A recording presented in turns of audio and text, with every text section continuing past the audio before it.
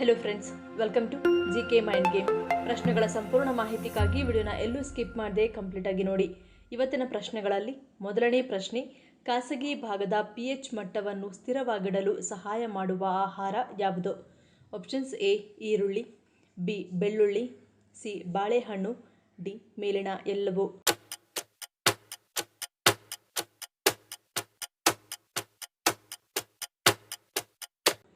ಸರಿಯಾದ ಉತ್ತರ option D ಮೇಲಿನ ಎಲ್ಲವೂ. ಬೆಳ್ಳುಳ್ಳಿ, ಈರುಳ್ಳಿ ಮತ್ತು ಬಾಳೆಹಣ್ಣನ್ನು ಪ್ರೀಬಯೋಟಿಕ್ ಆಹಾರಗಳು ಎಂದು ಕರೆಯಲಾಗುತ್ತದೆ. ಇದು ಖಾಸಗಿ ಭಾಗದ pH ಮಟ್ಟವನ್ನು ಸ್ಥಿರವಾಗಿಡಲು ಸಹಾಯ ಮಾಡುತ್ತದೆ, ಏಕೆಂದರೆ ಇವು ಆರೋಗ್ಯಕರ ಬ್ಯಾಕ್ಟೀರಿಯಾಗಳ ಬೆಳವಣಿಗೆಗೆ ಸಹಾಯ ಮಾಡುತ್ತವೆ. ಹಾಗಾಗಿ ಮಹಿಳೆಯರು ತಮ್ಮ ಆಹಾರದಲ್ಲಿ ಬೆಳ್ಳುಳ್ಳಿ, ಈರುಳ್ಳಿ ಸೇರಿಸುವುದು ಹೆಚ್ಚು ಆರೋಗ್ಯಕರ. ಎರಡನೇ ಪ್ರಶ್ನೆ, ಪ್ರಸಿದ್ಧ ನೊಬೆಲ್ ಪ್ರಶಸ್ತಿ ಪಡೆದವರಿಗೆ ಸಿಗುವ ಬಹುಮಾನದ ಮೊತ್ತ ಎಷ್ಟು? ಆಪ್ಷನ್ಸ್ ಎ 50 ಲಕ್ಷ, ಬಿ 1 ಕೋಟಿ, ಸಿ 10 ಕೋಟಿ, ಡಿ 15 ಕೋಟಿ.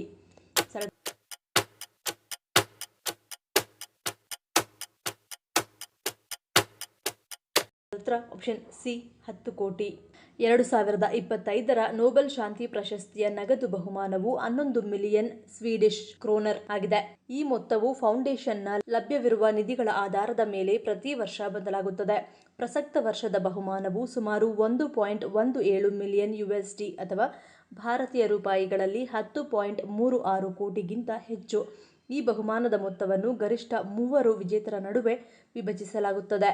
ಇದು 1 ಅಥವಾ ಒಂದಕ್ಕಿಂತ ಹೆಚ್ಚು ವಿಜೇತರಿದ್ದರೆ ಅವರ ಸಾಧನೆಗೆ ಆಧಾರಿತವಾಗಿರುತ್ತದೆ. ಮೂರನೇ ಪ್ರಶ್ನೆ, ನಿರಂತರವಾಗಿ ಒತ್ತಡಕ್ಕೊಳಗಾಗುವುದರಿಂದಾಗುವ ಪರಿಣಾಮವೇನು? ಆಪ್ಷನ್ಸ್ ಎ ಇಮ್ಯುನಿಟಿ ಕುಸಿತ, ಬಿ ಹೃದಯಾಘಾತ, ಸಿ ಲೋ BP, ಡಿ ಆಮ್ಲಜನಕ ಕೊರತೆ.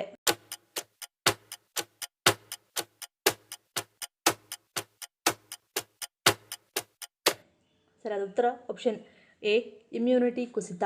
ನಿರಂತರವಾಗಿ ಒತ್ತಡಕ್ಕೊಳಗಾಗುವುದರಿಂದ ನಿಮ್ಮ ರೋಗನಿರೋಧಕ ಶಕ್ತಿ ದುರ್ಬಲಗೊಳ್ಳುತ್ತದೆ, ಏಕೆಂದರೆ ನಿಮ್ಮ ಎಲ್ಲ ಅಂಗಗಳು ನಿಮ್ಮನ್ನು ಶಾಂತವಾಗಿಡಲು ಸಾಮಾನ್ಯಕ್ಕಿಂತ ಹೆಚ್ಚು ಶ್ರಮಿಸಲು ಪ್ರಾರಂಭಿಸುತ್ತವೆ. ಇದು ದೇಹದ ಸಮತೋಲನವನ್ನು ಹಾಳು ಮಾಡುತ್ತದೆ ಮತ್ತು ರೋಗನಿರೋಧಕ ಶಕ್ತಿಯನ್ನು ದುರ್ಬಲಗೊಳಿಸುತ್ತದೆ. ಅಲ್ಲದೆ ನಿರಂತರವಾಗಿ ಒತ್ತಡದಲ್ಲಿರುವುದು ನಿಮ್ಮನ್ನು ಹೆಚ್ಚಾಗಿ ಅಸ್ವಸ್ಥಗೊಳಿಸುತ್ತದೆ. ಇದು ಶೀತ ಮತ್ತು ಕೆಮ್ಮು, ಕೂದಲು ಉದುರುವಿಕೆ, ದೇಹದ ತೂಕದಲ್ಲಿ ಏರಿಳಿತಗಳು, ಜೀರ್ಣಕಾರಿ ಸಮಸ್ಯೆಗಳು ಮತ್ತು ಚರ್ಮದ ಅಲರ್ಜಿಗಳಂತಹ ಹಲವು ಸಮಸ್ಯೆಗಳ ಬೆಳವಣಿಗೆಗೆ ಕಾರಣವಾಗುತ್ತದೆ. ನಾಲ್ಕನೇ ಪ್ರಶ್ನೆ, ಪ್ರಣಯದ ರಾಣಿ ಎಂದು ಕರೆಸಿಕೊಳ್ಳುವ ವಿಶ್ವದ ಏಕೈಕ ಹಣ್ಣು ಯಾವುದು? ಆಪ್ಷನ್ಸ್ ಎ ಮಾವಿನ ಹಣ್ಣು, ಬಿ ಸ್ಟ್ರಾಬೆರಿ, ಸಿ ಬಾಳೆಹಣ್ಣು, ಡಿ ಡ್ರ್ಯಾಗನ್.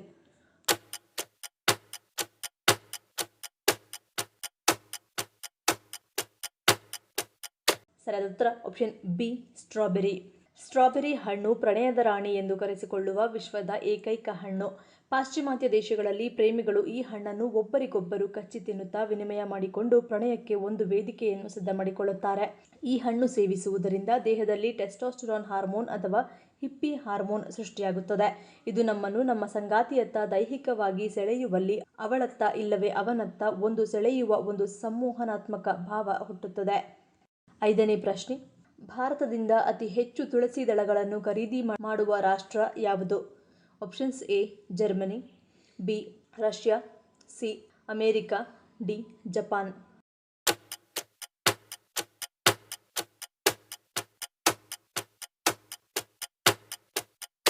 ಸರಿಯಾದ ಉತ್ತರ ಆಪ್ಷನ್ ಸಿ ಅಮೆರಿಕ. ಇಷ್ಟು ದೇಶಗಳಲ್ಲಿ ಅತಿ ಹೆಚ್ಚು ತುಳಸಿ ಎಲೆಗಳನ್ನು ಖರೀದಿ ಮಾಡುವ ರಾಷ್ಟ್ರವೆಂದರೆ ಅದು ಅಮೆರಿಕ. 80 ರಾಷ್ಟ್ರಗಳಲ್ಲಿಯೇ ಅಮೆರಿಕ ಅತಿ ಹೆಚ್ಚು ತುಳಸಿ ದಳಗಳನ್ನು ಖರೀದಿ ಮಾಡುತ್ತದೆ. ಭಾರತದಿಂದ ವಿದೇಶಗಳು ಈ ಪ್ರಮಾಣದಲ್ಲಿ ತುಳಸಿ ಎಲೆಗಳನ್ನು ಆಮದು ಮಾಡಿಕೊಳ್ಳುತ್ತಿರುವುದರ ಹಿಂದೆ ಅನೇಕ ಕಾರಣಗಳು ಇವೆ. ಅದರಲ್ಲಿ ಪ್ರಮುಖವಾಗಿ ಔಷಧಿ ತಯಾರಿಕೆಯಲ್ಲಿ ತುಳಸಿ ಉಪಯೋಗಿಸಲು ಮತ್ತು ಚಹಾದಲ್ಲಿ ತುಳಸಿ ಬಳಕೆ ಮಾಡಿಕೊಳ್ಳಲು ಇಷ್ಟೊಂದು ಪ್ರಮಾಣದ ತುಳಸಿ ಎಲೆಗಳನ್ನು ಆಮದು ಮಾಡಿಕೊಳ್ಳಲಾಗುತ್ತಿದೆ. ಆರನೇ ಪ್ರಶ್ನೆ, ಹಣೆಗೆ ಯಾವುದನ್ನು ಹಚ್ಚುವುದರಿಂದ ಒಟ್ಟಾರೆ ಮೆದುಳಿನ ಆರೋಗ್ಯವನ್ನು ಸುಧಾರಿಸುತ್ತದೆ? ಆಪ್ಷನ್ಸ್ ಎ ಶ್ರೀಗಂಧ, ಬಿ ವಿಭೂತಿ, ಸಿ ಕುಂಕುಮ, ಡಿ ಅರಿಶಿಣ.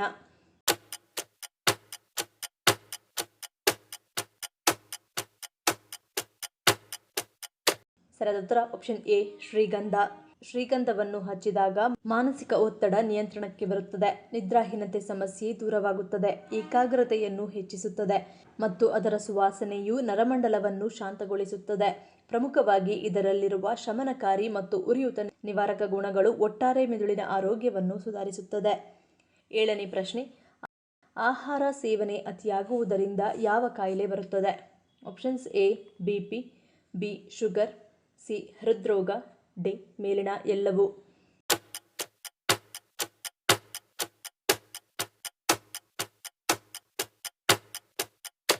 ಸರಿಯಾದ ಉತ್ತರ ಆಪ್ಷನ್ ಡಿ ಮೇಲಿನ ಎಲ್ಲವೂ. ಅತಿಯಾಗಿ ತಿನ್ನುವುದರಿಂದ ದೇಹದಲ್ಲಿ ಬೊಜ್ಜಿನ ಅಂಶ ಹೆಚ್ಚಾಗಿ ದೇಹದ ತೂಕ ಹೆಚ್ಚಾಗುತ್ತದೆ.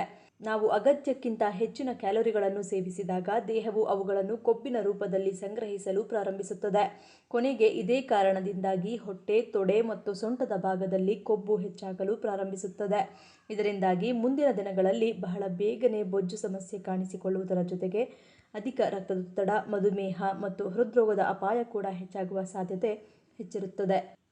8ನೇ ಪ್ರಶ್ನೆ, ಬಾಳೆಹಣ್ಣು ಇತರ ಹಣ್ಣುಗಳಂತೆ ನೇರವಾಗಿಲ್ಲದೆ ವಕ್ರವಾಗಿರಲು ಕಾರಣವೇನು? ಆಪ್ಷನ್ಸ್ ಎ ನೈಸರ್ಗಿಕ ಪ್ರಕ್ರಿಯೆ, ಬಿ ಗೊನೆಯ ತೂಕ, ಸಿ ಗುರುತ್ವಾಕರ್ಷಣೆ, ಡಿ ಸೂರ್ಯನ ಬೆಳಕು.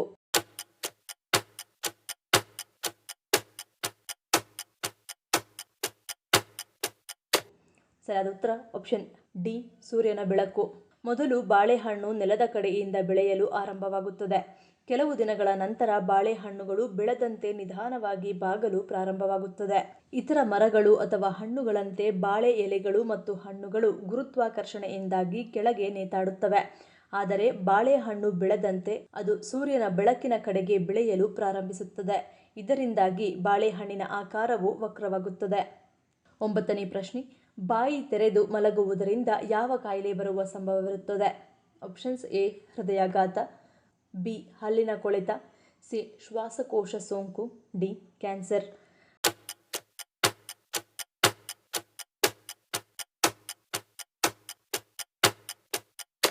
ಸರಿಯಾದ ಉತ್ತರ ಆಪ್ಷನ್ ಎ ಮತ್ತು ಬಿ. ಬಾಯಿ ತೆರೆದು ಮಲಗುವುದು ರೋಗಿಗಳ ಆರೋಗ್ಯಕ್ಕೆ ಕೆಟ್ಟದ್ದು.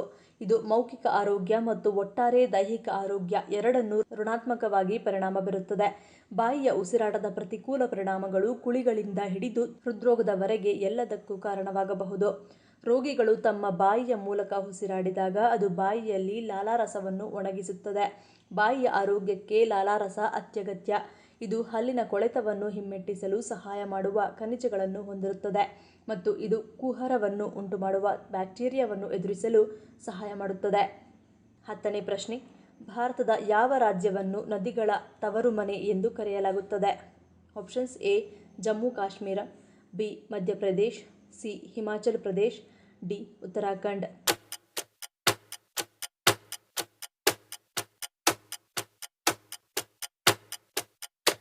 ಸರಿಯಾದ ಉತ್ತರ ಆಪ್ಷನ್ ಬಿ ಮಧ್ಯಪ್ರದೇಶ್. ಮಧ್ಯಪ್ರದೇಶದಲ್ಲಿ ಭಾರತದ ಅನೇಕ ಪ್ರಮುಖ ನದಿಗಳು ಹರಿಯುತ್ತವೆ. ಇದೇ ಕಾರಣದಿಂದ ಈ ರಾಜ್ಯವನ್ನು ನದಿಗಳ ತವರುಮನೆ ಎಂದು ಕರೆಯಲಾಗುತ್ತದೆ. ಮಧ್ಯಪ್ರದೇಶದಲ್ಲಿ ಹರಿಯುವ ಪ್ರಮುಖ ನದಿಗಳು ಅಂದರೆ ನರ್ಮದಾ, ಬೇತಾವ, ಚಂಬಲ್ ಸೇರಿ ಹಲವು ಪ್ರಮುಖ ನದಿಗಳು ಹರಿಯುತ್ತವೆ. ಮಧ್ಯಪ್ರದೇಶದಲ್ಲಿ ಹರಿಯುವ ಅತಿ ದೊಡ್ಡದಾದ ನದಿ ಎಂದರೆ ಅದು ನರ್ಮದಾ ನದಿ. ನರ್ಮದಾ ನದಿಯ ಉಗಮ ಇದೇ ಮಧ್ಯಪ್ರದೇಶದಲ್ಲಿ ಆಗುತ್ತದೆ. 11ನೇ ಪ್ರಶ್ನೆ, ದೀಪಗಳ ನಗರಿ ಎಂದು ಯಾವ ನಗರವನ್ನು ಕರೆಯುತ್ತಾರೆ? Options A London, B Paris, C Tokyo, D New York.